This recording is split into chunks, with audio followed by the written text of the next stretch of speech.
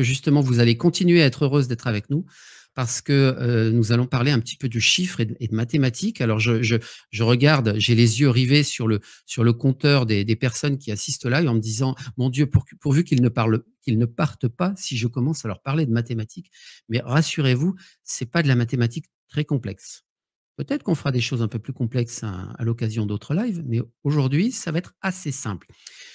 On voudrait vous faire comprendre l'importance de la masse critique. Donc pour cette méditation d'aujourd'hui, mais aussi pour toutes les méditations à venir, et notamment celle du 21. C'est vraiment très important de comprendre ça. Et d'ailleurs, puisqu'on parlait de la Bible tout à l'heure, il y a aussi un autre, on va dire un chiffre qui est bien connu de tout le monde dans la Bible. Alors, en plus du 666, bien sûr, qui est le nombre de la bête, il y a un chiffre qui est bien connu, qui est le nombre de 144 000, qui apparaît justement par rapport à la fin des temps et le nombre de personnes justement qui pourraient intervenir pour sauver le monde à la fin des temps. Ce chiffre est d'ailleurs un chiffre qui est beaucoup utilisé par les témoins de Jéhovah. Et c'est pour ça qu'ils sont si actifs dans leur démarche, dans leur prosélytisme des témoins de Jéhovah, parce qu'ils sont convaincus justement qu'en faisant cela, ils feront partie des 144 000 élus qui seront sauvés à la fin des temps. Mais en l'occurrence, ce chiffre de 144 000, pour nous, il est tout simplement le chiffre correspondant à la masse critique pour que, avec une méditation synchronisée et focalisée, je dis bien synchronisée et focaliser les deux, donc c'est-à-dire où tout le monde doit méditer en même temps et avec le même protocole de méditation, nous pouvons faire sauter le voile, nous pouvons sortir de la matrice. C'est ça le sens de ce chiffre. Alors, regardons un petit peu plus précisément. Aujourd'hui, nous avons à peu près 7,8 milliards d'habitants sur la planète. Donc, voilà, beaucoup de gens qui suivent aveuglément les principaux vecteurs, donc les médias de masse, les contraintes financières, les exigences de survie pour beaucoup, malheureusement. Mais il y a cependant un petit nombre de personnes qui évoluent sur un chemin spirituel et qui utilisent leur libre arbitre, qui comprennent justement l'existence de l'ombre sur cette planète. Et il est prouvé scientifiquement que lorsqu'il y a un certain nombre de personnes qui méditent en même temps, de façon synchronisée et de façon focalisée, elles peuvent influencer de façon déterminante la situation planétaire. Et ce nombre, il a été calculé comme étant, tenez-vous bien, n'ayez pas peur, la racine carrée de 2 fois la population. Alors c'est vrai que, bon, je vous ai parlé de 7,8 milliards, mais bon, lorsque ce chiffre de 144 000 est sorti, hein, c'était au moment où on a écrit la Bible, c'était au début de l'ère du poisson, c'était il y a bien longtemps. Ils avaient une petite idée de comment serait peuplée la Terre. Il y aurait vraiment beaucoup, beaucoup d'âmes sur la Terre, mais ils n'avaient pas non plus une vue très, très, très précise. Et en fait, ce qu'il a été vraisemblablement pensé à cette époque, c'est qu'il y aurait un peu plus de 7 milliards d'habitants sur la planète Terre, ce qui est le cas. Et que quand on fait ce calcul, c'est-à-dire qu'on prend 2 fois 7,2 milliards d'habitants et qu'on prend la racine carrée, on tombe sur 120 000 personnes. Alors, vous allez me dire, 120 000 personnes, ce n'est pas 144 000 personnes. En effet, ce n'est pas 144 000 personnes. Mais, malheureusement, lorsque nous méditons, nous ne sommes pas toujours hyper focalisés. Nous pouvons avoir des petits soucis, nous pouvons subir des perturbations avec notre entourage, enfin bref. Nous pouvons tout simplement juste découvrir le support de méditation, ne pas l'avoir exercé suffisamment et du coup, on n'est pas au maximum en termes de visualisation. Donc, il a été pensé, ce chiffre de 144 000 parce que justement, ces 120 000 personnes ne seront pas toutes en même temps 100% focus. Alors ça, c'est une première chose. Et une deuxième chose, c'est la valeur symbolique. C'est-à-dire que ce nombre de 144 est un symbole. Alors, on parle de racine carrée, mais 144, c'est le carré de 12. Autrement dit, 12 est la racine carrée de 144. 12 comme les 12 constellations, 12 a beaucoup de significations dans l'occultisme. Donc, ce chiffre a une grande valeur symbolique et on va revenir justement sur cette valeur symbolique. Donc voilà, vous avez un premier aperçu de pourquoi on veut absolument atteindre ces 144 000 personnes méditant lors de ces méditations mondiales synchronisées, focalisées. Parce que c'est justement ce qui va nous permettre de faire évoluer la situation planétaire dans le bon sens, stabiliser la ligne de temps et, in fine, faire péter le voile. Pardonnez-moi l'expression. Alors, j'avance. Justement, donc ça rejoint un petit peu ce que je viens de vous dire, mais en fait, ce qu'il faut comprendre, c'est que lorsque nous sommes tous synchronisés et focalisés, nous agissons, pour créer un signal cohérent dans le champ planétaire. Un peu comme justement un laser. Je ne sais pas si vous connaissez le fonctionnement du laser. Donc le laser va émettre des photons, mais ces photons, c'est pas des photons, qui arrivent désordonnés lorsqu'ils sortent d'une ampoule à tungstène, d'une ampoule classique ou d'une LED aujourd'hui. Ce sont des photons qui sont cohérents les uns avec les autres, ce qui donne une puissance toute particulière à cette lumière et ce qui lui permet de découper, par exemple, des métaux ou bien plus encore. C'est cette cohérence et c'est cette cohérence que l'on recherche justement à travers ces méditations mondiales focalisées. Donc, quand vous avez un faisceau laser dans le champ de conscience planétaire, vous dirigez, vous dictez, vous conduisez la rivière du libre arbitre. Alors, ça ne veut pas dire qu'on va imposer nos vues. Non, non, non, non. Ça permettra juste au libre arbitre de mieux s'exprimer et notamment dans des plans positifs sur la planète. Vous la déplacez, donc vous déplacez ce champ de conscience planétaire dans une certaine direction. Et si nous visualisons l'âge d'or, c'est ainsi que nous déplaçons cette rivière. Donc, il est vraiment très important de comprendre que nous devons faire cela exactement au même moment si on veut avoir ce changement physique. Il y avait une question qui était posée dans le live la semaine dernière. Justement, est-ce que c'est vraiment important? Est-ce que je suis comptabilisé dans la masse critique si je le fais un petit peu en décalé? Malheureusement, la réponse est non. Vous ne ferez pas partie du laser. Alors, ce que vous ferez est bien, c'est bien de méditer, même si vous le faites en décalé, mais malheureusement, vous ne participerez pas à cette masse critique. Voilà. Donc c'est pourquoi le timing de cette méditation d'aujourd'hui et de toutes les autres est si important. Il est important que tout le monde le fasse au même moment sur la planète. Si vous le faites 2 heures plus tard, vous n'augmentez pas la masse critique. Voilà, j'espère que j'étais un petit peu lourd sur le sujet. J'espère que vous avez bien compris. Alors, je c'est bon, vous êtes encore là, vous ne nous avez pas quittés, je ne vous ai pas découragé. Alors, restez encore, je vous assure, ça va être super intéressant. C'est le transparent le plus, difficile, on va dire. Allez, je vais l'agrandir un peu. Hop. Hem, En fait, vous connaissez, c'est pour faire le lien avec, l'effet Maharishi, parce que vous connaissez sans doute l'effet Maharishi, on en a parlé également dans un live précédent. L'effet Maharishi, c'est justement ce qui a été, enfin, c'est le nom donné à des études scientifiques qui ont été faites pendant le conflit, israélo-libanais, dans les années 80, pour montrer que des personnes qui méditent, qui pratiquent la méditation transcendantale peuvent influer, sur, justement globalement sur la société et l'avènement d'événements positifs dans la société. Donc je pense que vous connaissez tous ce terme. Heu Alors, l'effet Maharishi simple, qu'est-ce qu'il nous dit? Il nous dit que s'il y a 1 de la population qui pratique, mais de manière dispersée, la méditation transcendantale, donc la méditation telle que nous la faisons finalement, en nous connectant à la source, c'est une méditation transcendantale, même si on n'utilise pas exactement le protocole Maharishi, eh bien, nous pouvons, orienter la société humaine et le destin de la planète. Mais pour cela, il faut quand même 1 de la population. Donc 1 de la population, ça représente, alors si on prend 300 personnes, c'est 3 méditants, ça va. Si on prend la France entière, qui fait 67 millions d'habitants, il faut 670 000 habitants, 670 000, pardon, méditants qui pratiquent cette méditation transcendantale. C'est beaucoup, pour les atteindre, rien que pour la France. Et alors pour le monde entier, sur une population de 7,8 milliards d'habitants, il faudrait 78 millions de méditants. Alors, je pense qu'on n'y est pas, hein. Il y a sans doute pas mal de méditants dans beaucoup de pays, effectivement, dans beaucoup de cultures, les gens méditent. Il y a énormément d'initiatives, ceci étant, je ne pense pas que nous soyons aux 78 millions, peut-être. En tout cas, nous sommes sur une pratique dispersée. Il faut savoir qu'il existe un autre effet Maharishi qui est beaucoup moins connu, et qui s'appelle l'effet Maharishi étendu.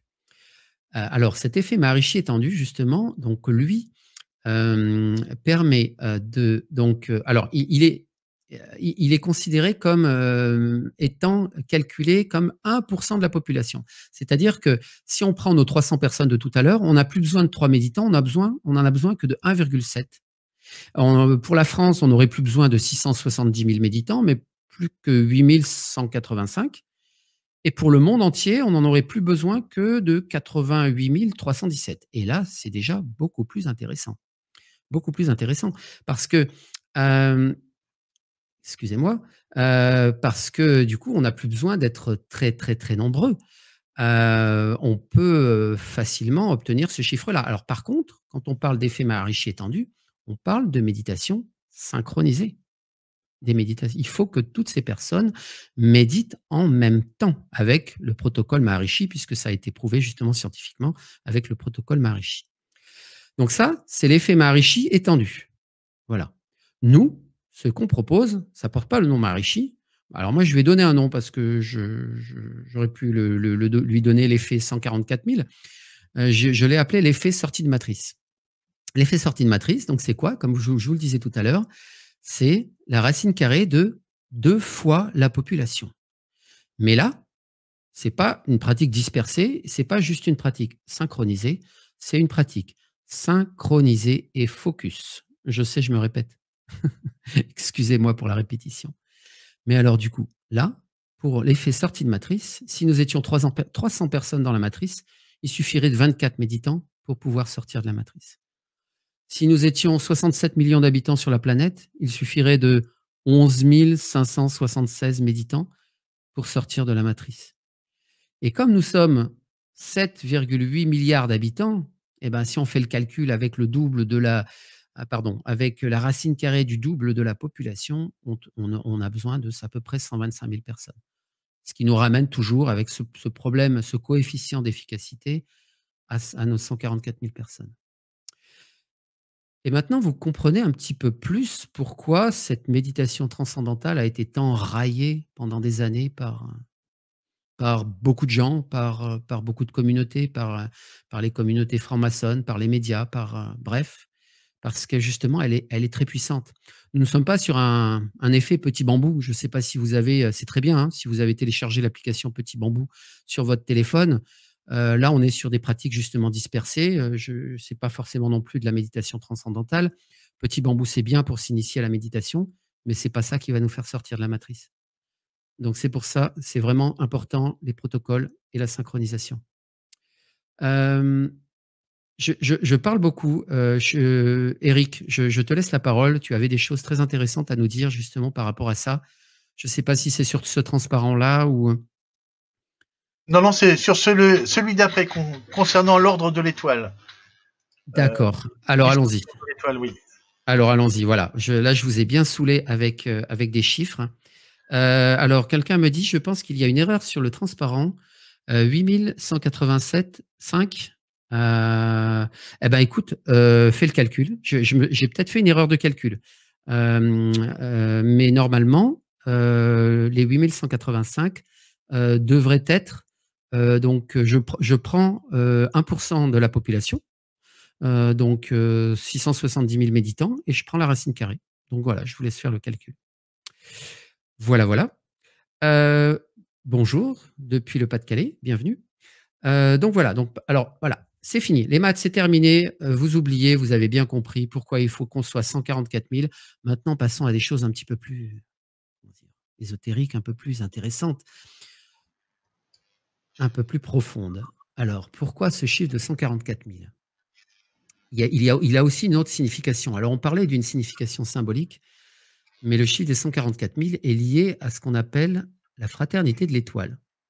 Peut-être que certains d'entre vous, sur ce live, font partie de la fraternité de l'étoile, sans le savoir.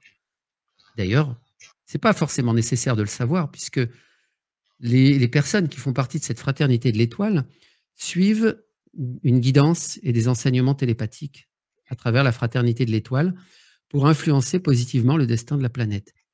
Et d'après cette légende, prenons-le comme une légende, cette communauté ce mandala d'êtres stellaires, d'êtres de lumière, fait 144 000 personnes, 144 000 êtres de lumière incarnés à la surface de la planète pour réaliser la triangulation de la lumière à la surface de la planète.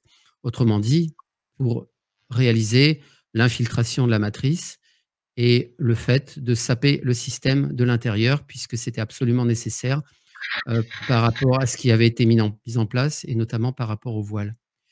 Alors, sur le visuel que je vous montre, il est fait mention de première, deuxième, troisième initiation.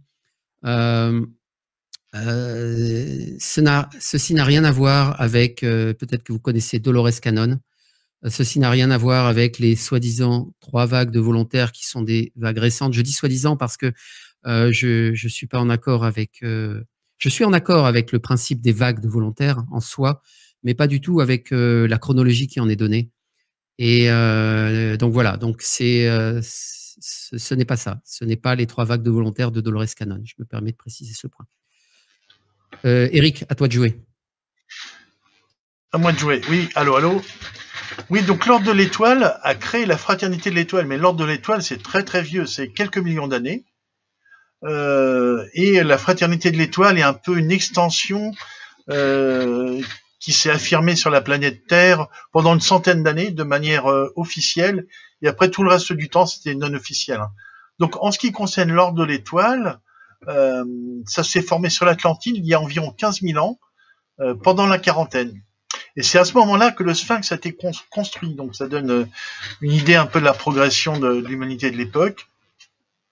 Un point intéressant, au XIIe siècle, l'Ordre de l'Étoile a fondé l'Ordre des Templiers, qui était basé sur la découverte de textes ésotériques d'Isis dans la crypte sous le temple de Salomon. Voilà, en 1516, Giulietta Montefeltro a rejoint donc un ordre qui s'appelait l'Ordo Bucintolo, et c'était une initiée de l'Ordre de l'Étoile. Elle a fait beaucoup de choses très positives en Italie. Voilà pour faire un petit tour de l'Ordre de l'Étoile et de la Fraternité de l'Étoile, qui avait inspiré Madame Blavatsky en 1875, quand elle a fait la fraternité ésotérique qui s'appelait la Société théosophique. Donc il y a des émergences, mais ça reste quand même très secret. Voilà pour faire un petit tour. Je te redonne la parole, Hervé. Je voudrais moi aussi quand même rebondir là-dessus sur la Fraternité de l'Étoile. L'Ordre de l'Étoile, si vous voulez, remonte beaucoup plus loin. C'est l'ordre premier, hein. C'est l'ordre qu'on peut retrouver, l'ordre de Melchisédek Ier, qui a toujours été là depuis le commencement des temps, de manière à accompagner et accompagne tout le temps le développement de l'être pur. Et cet ordre de l'Étoile, qu'on peut appeler également l'ordre premier de Melchisédek, il a toujours été là et il sera toujours là, quoi.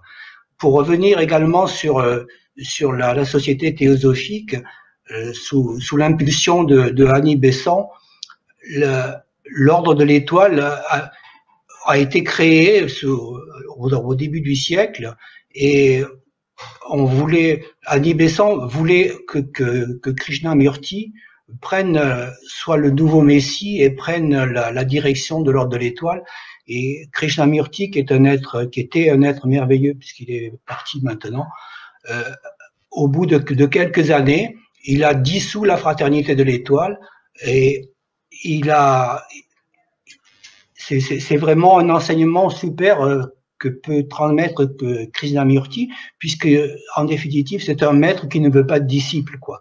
Il dit que le seul disciple que l'on puisse avoir, c'est notre intérieur, c'est notre guidance intérieure. Donc il est tout à fait en accord avec tout ce qu'on peut révéler à l'heure actuelle. Voilà un petit peu le cheminement de la Fraternité de l'Étoile. Elle est toujours là, elle est secrète en définitive, et puis effectivement, comme disait Hervé, on peut en faire partie sans le savoir, quoi, en définitive, et peut-être qu'un jour on va se réveiller. Voilà un peu ce qu'on peut dire, mais à travers ce qu'a fait Annie Besant avec la Société théosophique, d'essayer de réactiver l'Ordre de l'Étoile, et de voir que Krishnamurti a renié tout ça et a coupé tous les ponts en définitive. On voit très bien que sans arrêt, il y a des entités qui essaient de s'emparer de cette fraternité qui est qui est vraiment assez exceptionnelle, et de la remettre au goût du jour, comme on voit les Templiers, pareil, on essaye sans arrêt de remettre des Templiers, alors que tout ça est infiltré. Donc c'est pour la raison pour laquelle elle n'est pas publique, parce que tout de suite elle est infiltrée. Voilà un petit peu un éclairage encore un petit peu plus important. Très très intéressant. Merci beaucoup. Merci beaucoup à vous deux. Alors je vais encore faire un petit complément avant de passer à un autre sujet. C'est qu'il y a pour un auteur qui s'appelle Deschenbach, le Graal était une pierre précieuse qui était enchâssée sur le front de Lucifer, l'ange déchu, au moment de sa chute. Et en tombant, lorsqu'il a fait sa chute, donc quand il est devenu mauvais, qu'il a fait le choix finalement de devenir mauvais, je vous renvoie au live de la dernière fois où nous avons parlé des mondes libres et des mondes occupés. Cette pierre s'est divisée en 144 morceaux qui a formé les facettes d'une coupe. Donc c'est une espèce de Graal d'origine céleste qui est le reflet de la lumière originelle. Donc ce chiffre 144 est aussi le symbole de ce Graal céleste, une parcelle de lumière cosmique à travers justement tous ces êtres, cette fraternité de l'étoile qui est venue s'incarner pour réaliser la triangulation de la lumière à la surface de la planète. Donc c'est la conscience humaine réfléchie dans le cosmos et en l'occurrence, si vous suivez le Contacté Cobra, il est dit que depuis l'ouverture du portail Isis en décembre 2014, la lumière s'écoule à partir du Soleil central galactique, dirigée à travers les facettes du calice de moldavite du Saint Graal. Donc ce serait en réalité un calice de moldavite. La moldavite est une pierre verte qui sert de lentille et qui est dirigée vers les 144 000 êtres stellaires pour déclencher leur éveil. Donc peut-être que vous faites partie justement de ces gens-là qui ont connu leur éveil depuis décembre 2014, et peut-être, allez savoir, que justement vous êtes connecté à ce Saint Graal, à ce calice de moldavite qui envoie cette lumière spirituelle justement aux personnes actuellement, donc la fraternité de l'étoile actuellement à la surface de la planète. Alors l'objectif, c'est pas de dire voilà, il y a une élite et puis il y a les autres.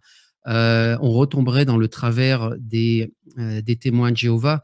L'objectif, c'est plutôt d'insister déjà sur la symbolique, sur la valeur de la symbolique. Vous voyez qu'il y a plusieurs facettes finalement à cette symbolique, d'une part, et puis d'autre part aussi peut-être donner des petits indices, des petits déclencheurs, des petits éléments de compréhension. Mais de toute façon, j'ai envie de dire que l'on fasse partie de la fraternité de l'étoile ou pas, ce n'est pas ça la question. La question, c'est est-ce que vous faites partie de l'équipe gagnante qui va participer à ces méditations mondiales et notamment à celle du 21 pour nous aider à sortir de la matrice. C'est ça qui est important. De toute façon, le comité des fêtes nous attend et c'est bien, ce serait bien de pouvoir le fêter ensemble. Alors voilà pour les 144 000. J'espère